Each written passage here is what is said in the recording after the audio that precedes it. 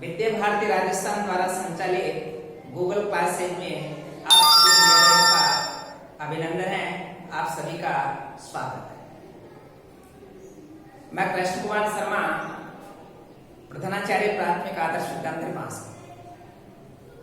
कल हमने हिंदी विषय में पाठ 4 का अध्ययन किया था, जिसमें हमारे देश में मनाए जाने वाले विभिन्न प्रकार के त्योहारों के बारे में जानकारी प्राप्त की थी। आज हम एक बहुत ही रोचक कहानी पढ़ने जा रहे हैं, जिस कहानी का शीर्षक है अनोखी सोच। कहानी के शीर्षक का नाम ध्यान में आते ही आप सबके समझ में आ गया होगा कि अनोखी सोच किस प्रकार होती है।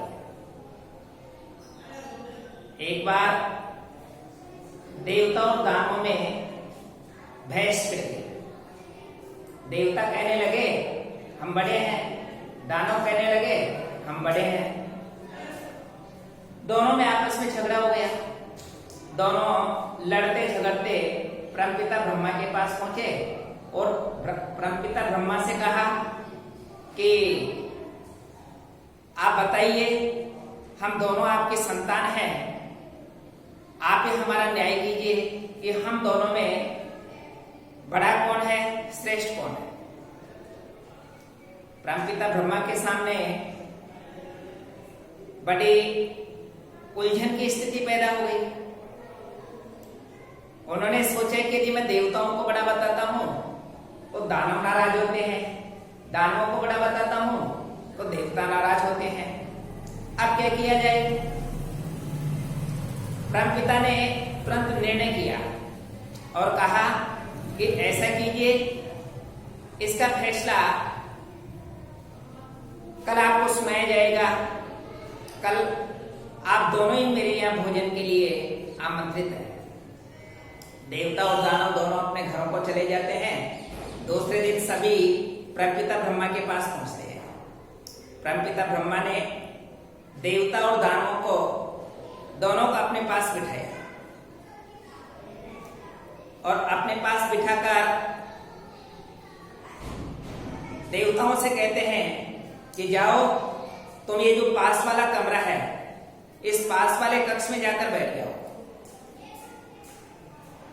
यही बात दानवों से कहते हैं कि तुम भी यहां से जो इसके पास वाला दूसरा जो कक्ष है, उस कक्ष में जाकर बैठ जाइए।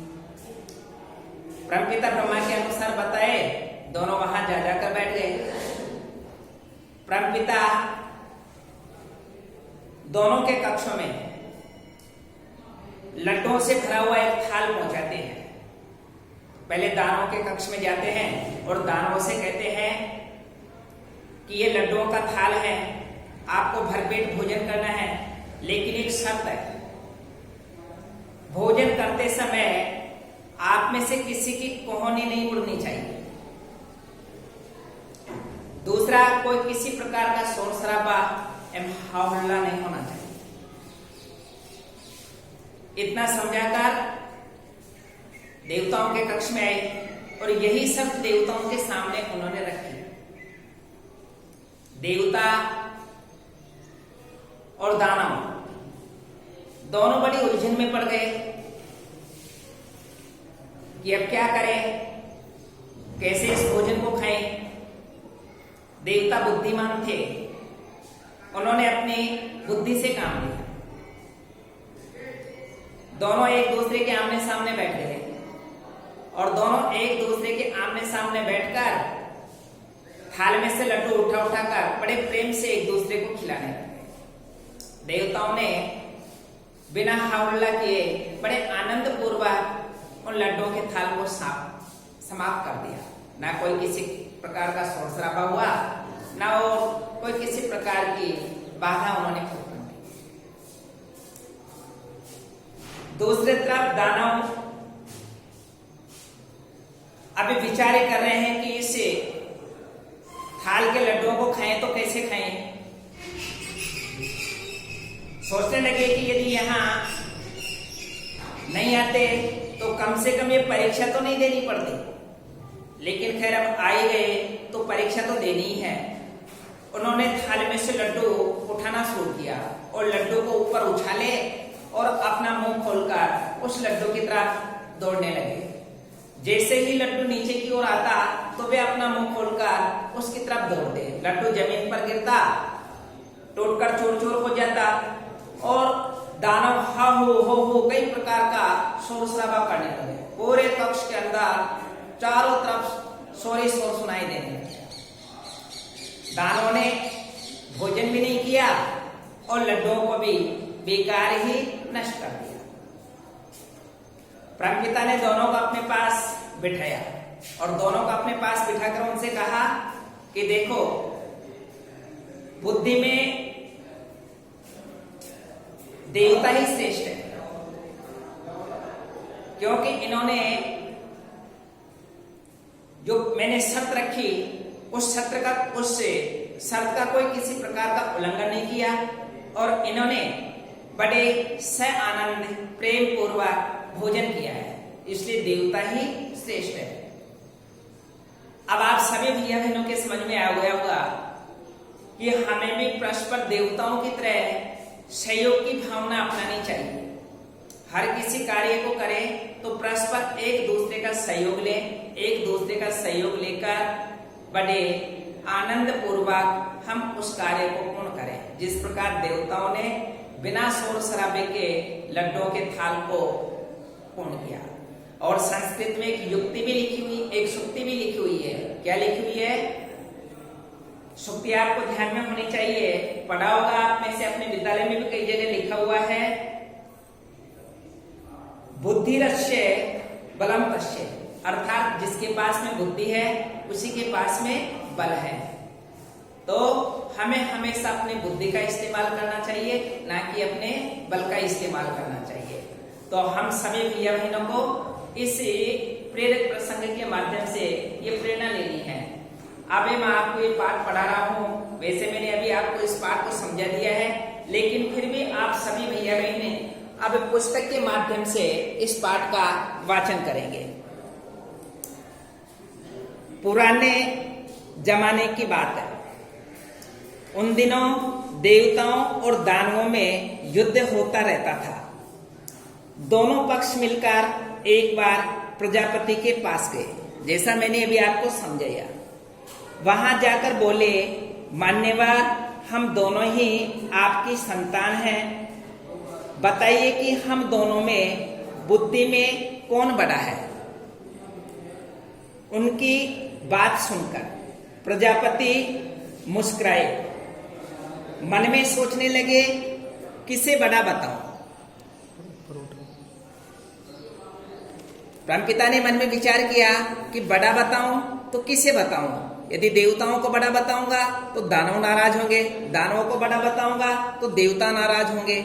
इस प्रकार का विचार, जैसा कि मैंने पूर्व में आपको कहानी में समझाया, हो सकता है तब दोनों आपस में लड़ने लगे। बड़ा टेढ़ा प्रश्न था।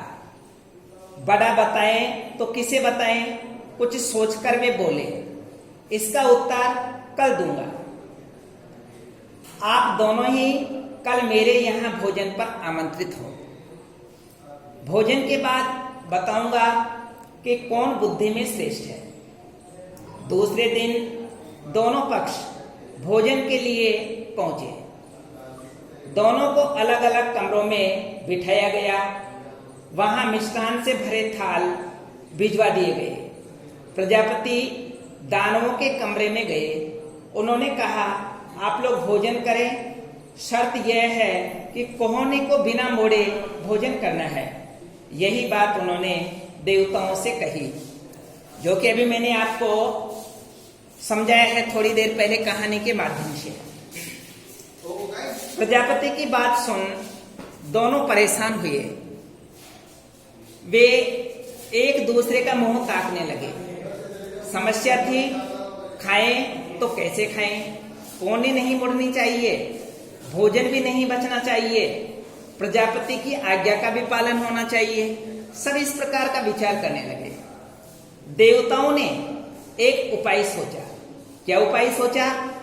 कमरे के किवाड़ बंद किए, आमने सामने बैठ गए, लड्डू उठा उठाकर एक दूसरे के मुंह में देने लगे।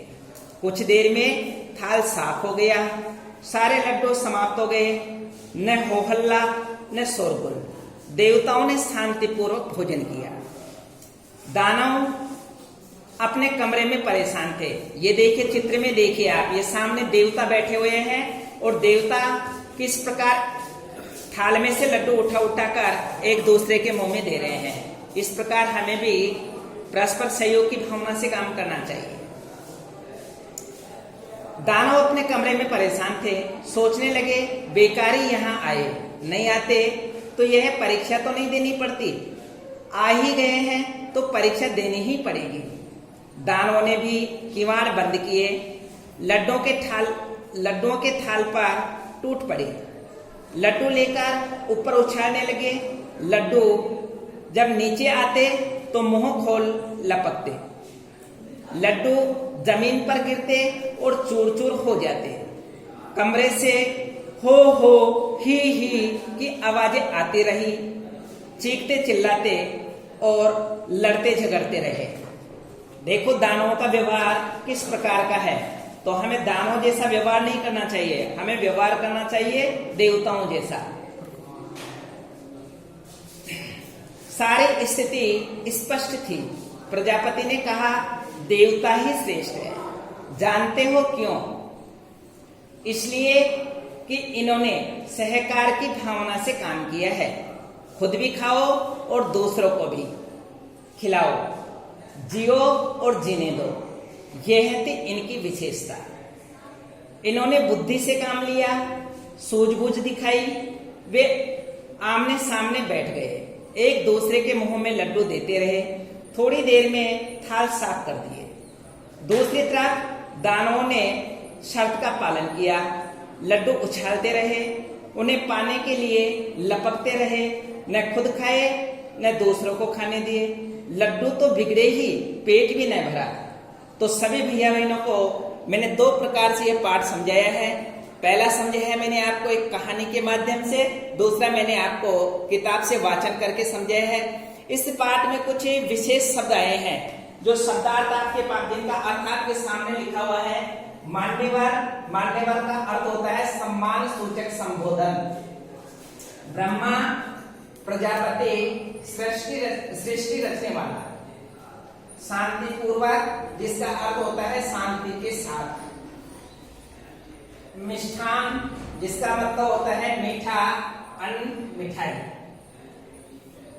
मुंह ताकना, ये मुहावरा भी है, मुंह ताकना, जिसका अर्थ होता है देखते रहना। फिर आगे है टूट पड़ना, ये भी मुहावरा है, टूट पड़ना, जिसका अर्थ होता है झपटना।